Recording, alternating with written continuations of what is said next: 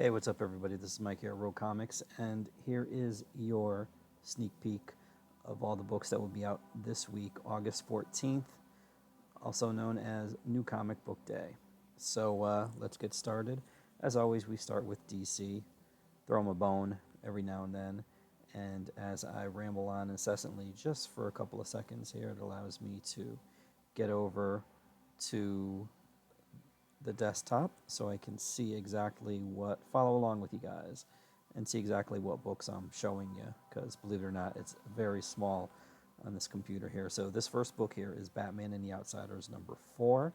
This continues the Year of the Villain tie-in, crossover, whatever it's called, storyline that's going on. And this particular segment is called Dark Gifts, Gifts, not GIF. Dark Gifts. That would be an entirely separate storyline. And here's cover B for Batman and the Outsiders.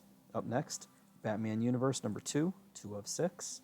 This is Brian Michael Bendis doing Batman. Enough said. Nothing more needs to be said about that, trust me. Black Hammer Justice League crossover number 2 of 5. Here we have cover A. This is Michael Walsh's cover. Here's cover B. This is by Jill Thompson. Cover C is by Ian Bertram. And cover D is by, he has 3 names. I know the first one begins with the letter J, the second one begins with the letter T, and his last name is Tedesco, but I don't remember what his first 2. I think Julio, Juan, something like that. It's in there. But anyway, it's a cool cover. It doesn't matter. And last but not least, we have Matteo Scalera. And I have to admit, all 5 covers are really good. I really do like them. And I'm not just saying that to get you to buy them, but I legitimately do like the artists that they selected for issue number 2. Here is Catwoman number 14, another Year of the Villain tie-in, crossover, whatever you want to call it. That is what this is. And there is cover A. And next is a gorgeous, gorgeous Art Germ, Stanley Lau Art Germ cover. And this is going to be a cardstock cover, too. And this is for Catwoman, as you can see, rocking the old suit there. Love it. Yes. Collapser number 2 is up next. Continuing Young Animal. And this is written by Mikey Way, who is Gerard Way, who is the person behind My Chemical Romance. And he's been doing this as a miniseries, 6 issues. And number 2 comes out Wednesday. Detective Comics 1009, another Year of the Villain tie-in, Dark Gifts, of course. We've already been over that. I do like the way the logo is in ice there, as well as Batman. I mean, look at that. Yeah, that's pretty cool. Here is the variant cover for Detective Comics. I wish I could tell you who's drawing it, but I really legitimately can't see the cover itself, so I wouldn't even be able to theorize or take a guess at who it is, but from what I can see, it does look cool, so we'll leave it at that. Event Leviathan, number 3, the halfway point for this 6-issue miniseries is up next. There's cover A, and there's cover B. I do kind of like cover B. Cover B is pretty cool. Then again, so is this one, too. This is Alex Maleev, I'm sure. At least the first 2 were, so hopefully number 3 continues the trend. Flash number 76, another Year of the Villain tie-in. And also going with the ice theme there, because it looks like or is that electricity? It looks, actually, you know what? It might be electricity. Okay, like I said, I just see the blue, and I assumed, Mr. Freeze was in that one. Maybe Captain Cold is in this. I don't know. But there is the cover. I really wish I could. I can't even, I wouldn't even be able to articulate how small this is, so you would actually know what I'm looking at here. But I can tell you that this is cover B, and I kind of like cover A just a wee bit more. I don't know, personal preference and all that, Hawkman number 15 is up next, another Year of the Villain tie-in, and there is cover B. Justice League Odyssey number 12 is yet another Year of the Villain tie-in. Sense of theme going on here. Here's cover B. I do like this one. I don't know who that dude is. That could be Desaad, maybe. The side profile there, and I think that's Starfire in the middle, and there's some other things there that I can't exactly make out. But yeah. Up next, we have Titans Burning Rage #1. This is the first of 7 issues, which reprint. Oops, sorry about that. Which reprint the Walmart issues that were Walmart only until now. And here is Wonder Woman #76, another Year of the Villain tie-in. And this one, Jenny Frison, gorgeous, gorgeous covers that I don't know why they don't sell more. I mean, with the exception of maybe 2 covers where she went in a different direction with the style of art that she was doing, her covers have been brilliant, and they should all be posters. It's truly sad that they're not. Here we have a Funko Pop. This is Batman Damned, and I do not know if it comes with a detachable penis or not, but you know what? I suppose you might have to get in touch with Funko about that. And last but not least, never least, this is more of the Batman 80th anniversary celebration. This is the 89 Batman Funko Pop. Getting some more of these bad boys in because, of course, it is the best Batman ever, regardless of if Tim Burton doesn't like comic books or not. That sounds like a personal problem to me, right, Tim? I mean, I didn't like, what was that movie that you made?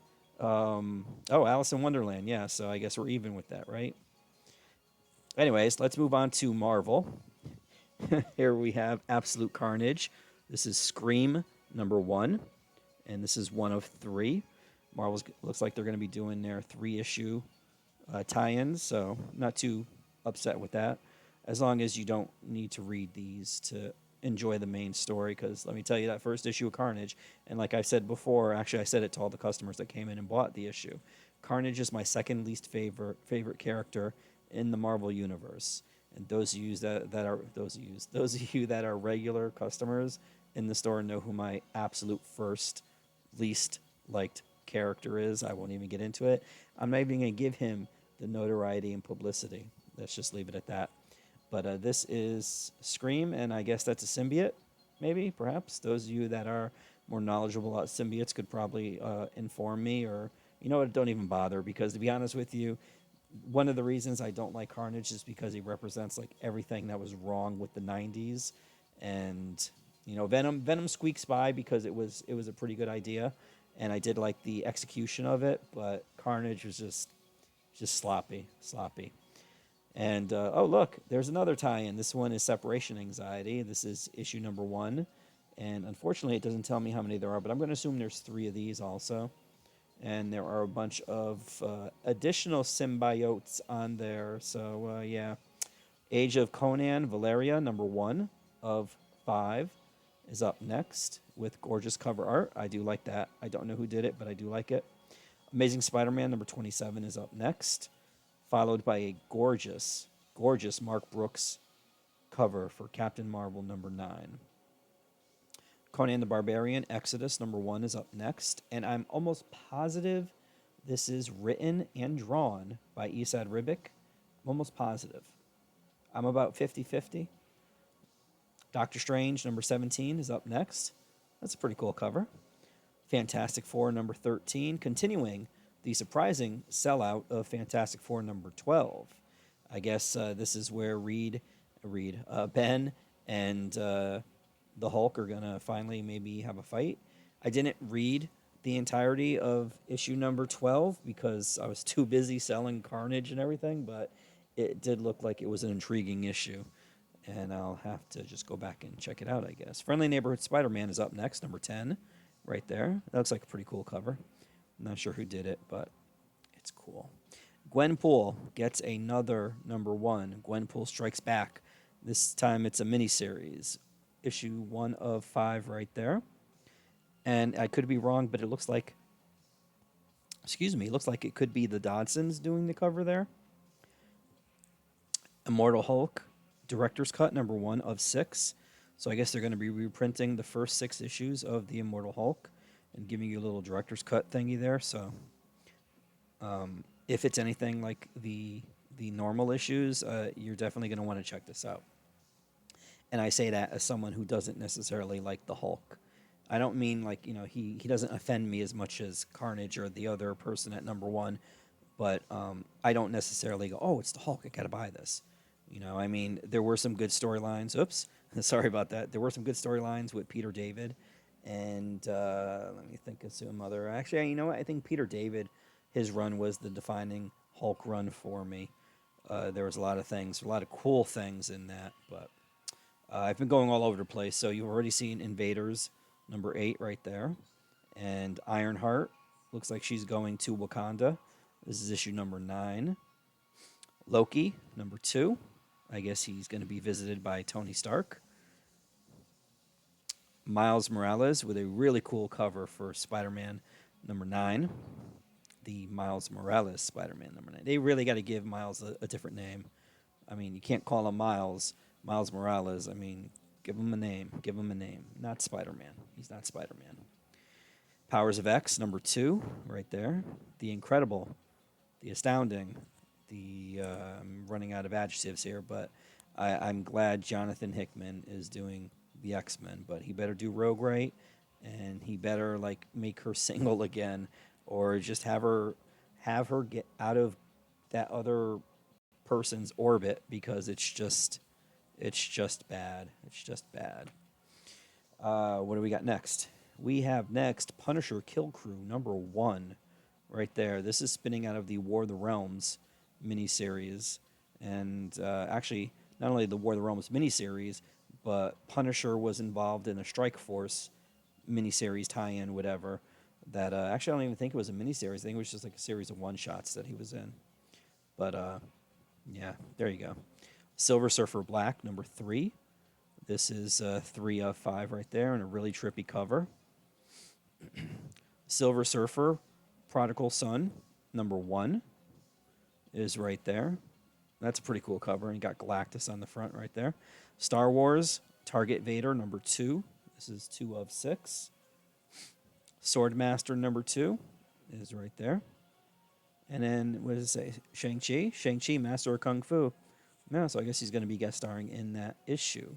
And of course, we all know he's going to have a movie made for Phase 4. So, Symbiote Spider-Man, or Symbiote Spider-Man, number 5. This is the final issue of this 5-issue miniseries by Peter David, giving us a look at some until now unseen story featuring Peter, like right around the time when with Venom, before Venom, I think was Venom.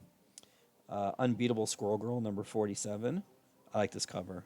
It reminds me of another cover, and it escapes me at the time, but I do recognize the placement. Kind of like how everybody was doing like the team from like Looking Up from Justice League, number 1 from the 80s.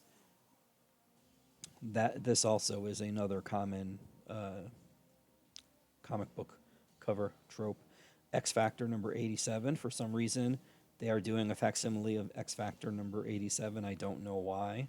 That's not to say that X Factor isn't the greatest X book that nobody read, but I don't know why they're reprinting this one. But there's a lot of things in this world that confound me, and this would just be one of the many. So we'll just throw it in the box and continue moving.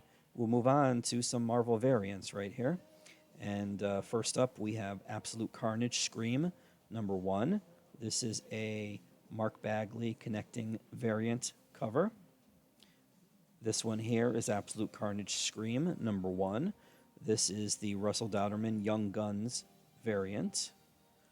Here we have Absolute Carnage Separation Anxiety. Now, they're saying this is a Level design variant, so I don't know if the guy's name is Level or his last name is Level or whatever. But there you have it. This is a pretty cool cover. This is Amazing Spider-Man number 25. This is the second printing by Ed McGuinness, according to the listings. Here is the Captain Marvel number 9, John Tyler Christopher, Marvel's 80th frame variant. And here we have the J.G. Jones variant of Captain Marvel. Doesn't that look awesome?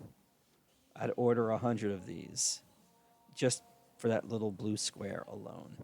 Conan the Barbarian Exodus. Here's another one for the coolest cover this week.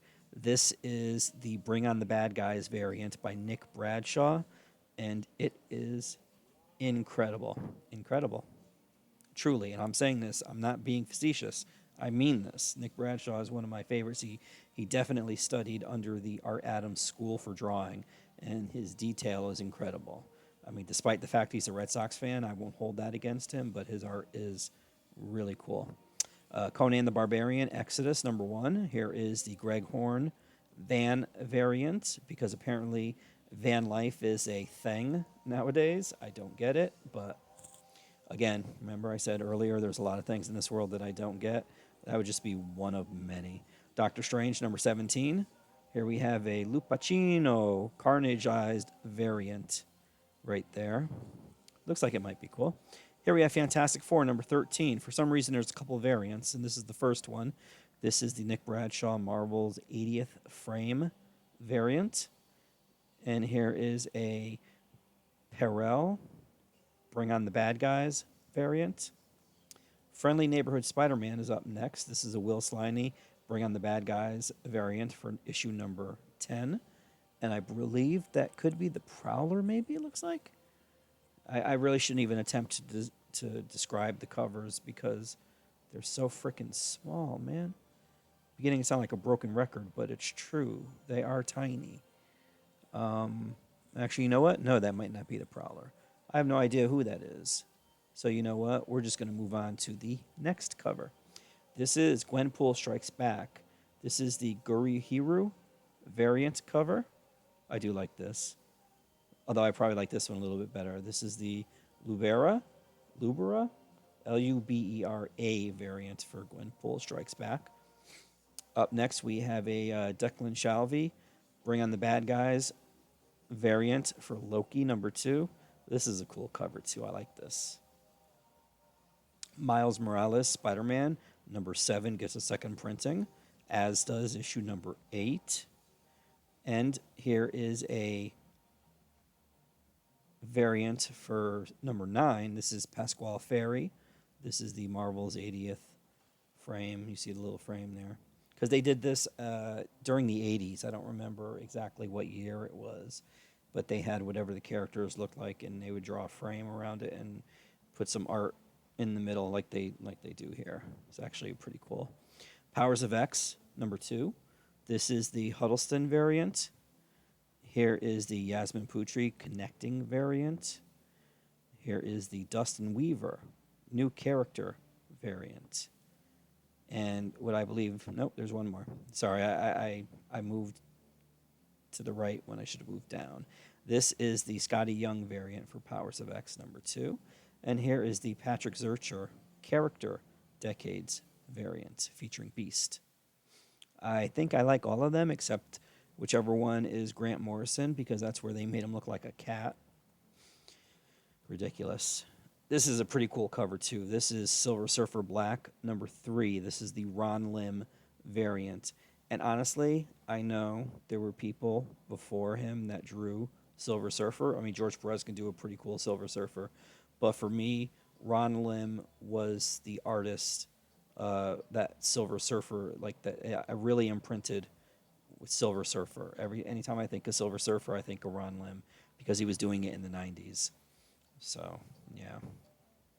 Here's another cool cover. This is by Ron Garney, and this is Silver Surfer Prodigal Son, number 1. And this is a really cool cover. I like this. Although I think, you know what? Let me see if... okay, Silver Surfer Black has a logo. I think the logo might mess this cover up here, but I don't know. We'll see on Wednesday. Star Wars Target Vader, number 2 is right here. This is the John McCrea variant. And last but not least, as far as Marvel is concerned, this is Wolverine versus Blade Special number 1. This is the second printing Wilkins variant. And that brings us out of the Mighty Marvel MCU. So now we're going to do Independence, and then we'll be done. This one here, as you can see, is Adventure Time, which I've never watched, and I really have no interest in it. But this is an original graphic novel featuring Fiona and Cake, as you can see on there. And it's called Bash Blue... Oh, wait, where is it? Party Bash Blues. Yes. And I guess Fiona and Cake. I had somebody one time trying to explain Fiona and Cake to me because I've never seen an episode of Adventure Time, and I'm not really in the what's the word? Not really in a rush to go see it. But they explained that there was like um, an alternate Finn and Jake, and this was basically them, where Finn was a female. But yeah, so there you go. And apparently, I guess it's making a comeback. I don't know if it's still a cartoon or not, if they've stopped it. But the next number two, up next is probably my pick of the week, and I strongly urge you to get this. This is called Cycle of the Werewolf. Now, this, as you can see on the top there, this is a story written by Stephen King, and the art is by Bernie Wrightson. And basically, this was adapted into a movie called Silver Bullet, which came out in '85. And I have to tell you, this is incredible. The art by Bernie Wrightson is fantastic. Fantastic. So I urge you to check this out. I don't know how many I'm getting. I know I'm getting one for me, and whatever else is left will be on the shelf, but you definitely need to check this out. If you like horror, if you like Stephen King, if you like werewolves, whatever it is, if you like really good art, then you definitely need to check this out. Here we have Gideon Falls, number 16. This is cover A by Andrea Sorrentino. And here is cover B by, I always forget his first name, but it's Fox is his last name. Hit Girl, season 2, with a pretty cool cover by Goran Parlov. This is cover A. And this is issue number 7. And here is cover B by Andre Arujo. I think that's how you say his last name. And I like this one too a lot too, in Hong Kong. Excellent, excellent work, guys. Oblivion Song by Kirkman and DeFelici. Number 18 is right there. Omni number 1 with a cover by Mike McCone is up next. This one I believe is actually, I don't know what this is. I just ordered it. I do like the cover. Hopefully the interior art is as good as the cover. Sometimes I do that and I realize that I shouldn't, but it happens. Reaver number 1 gets a second printing right there, and I believe this is Becky Cloonan. Whatever it is, it's cool, and I dig it a lot. And we also get a number 2 for Reaver, so you can get a second printing with the first. With the first of the second. Yeah, that makes sense. Second Coming, number 2. Just a tale of Jesus and his friend, his superhero friend, his superhero buddy. Sharky, Bounty Hunter, number 5. The penultimate issue of the Mark Millar and Simone Bianchi miniseries. And here is the sketch variant. And then we have a cover C by Steve McNiven. And unfortunately, this is the final issue in the 5-issue miniseries of She Could Fly, The Lost Pilot. And I do believe I heard that they are going to be making a show out of this. I don't know if they can, although after watching The Boys, I think anything is possible. So I just hope it maintains the quality that the books had, because this is technically the second miniseries. Sonata number 3 is up next. Here you got cover A and cover B. Sword Daughter number 8 is right here. And there's cover B. I'm sure it's going to be not this loose. It'll be tightened up. There'll probably be some colors too. Hopefully, maybe. We'll see. Unearthed number 2 is right here, cover A. And then cover B. And then here we have the final issue of Unnatural. This is issue number 12. And this is the Mirka Andolfo cover, cover A. And here we have the Bonetti. I don't know Bonetti's first name. I apologize, for cover B. And then we have cover C, which is just the blank variant. Usagi Yojimbo, number 3, is right here. White Trees, number 1, is by Christopher Anka. And I don't know who's writing it. I want to say maybe Chip Zdarsky, possibly, perhaps. But last but not least is the Funko Super Cute Ghostbusters Slimer plush right there for you. So that's it. That is everything. 25 minutes. You're going to try to end it at 26, but I thank everybody for tuning in. I apologize for this not being posted sooner. I was working on it earlier, but there was just a series of unfortunate circumstances that resulted in me not being able to record this and get this up in something resembling a adequate time frame. But it's here now. I thank you for watching if you've made it this far. There are some links there to get in contact with my store. If you're watching this on YouTube, please like, subscribe. There's a bell for notifications whenever I upload this or anything else that I might upload. And yeah, if you're watching this on YouTube, please like and share it. That way more people get to see it, and that'd be a cool thing to do. I don't have an ego, so if you don't, it won't really destroy me, but, every little bit helps, and I am grateful. I just want to get comic books into the hands of as many people as possible, and that would help me do it. So thank you for watching. I do appreciate it, and I hope everybody out there has a great new comic book day this week, and hopefully you'll see me next week. Take care.